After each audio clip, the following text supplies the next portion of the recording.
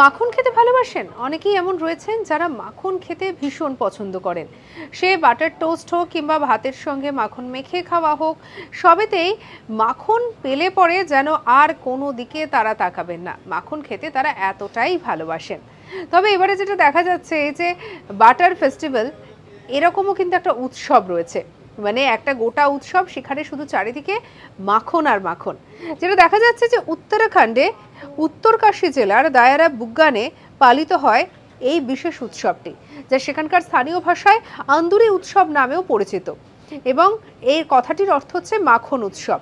এই মাখন উৎসব রীতিমতো প্রত্যেক বছর ধুমধাম করে পালন করা হয়। এবং এই যে মাখন উৎসব, এটি সাধারণত প্রত্যেক বছর অগস্ট মাসের 16 থেকে 18-র মধ্যে পালিত হয়ে থাকে।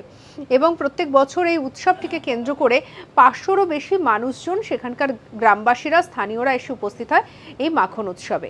সঙ্গে রাখুন আজ তাক বাংলাকে, সাবস্ক্রাইব করতে ভুলবেন না।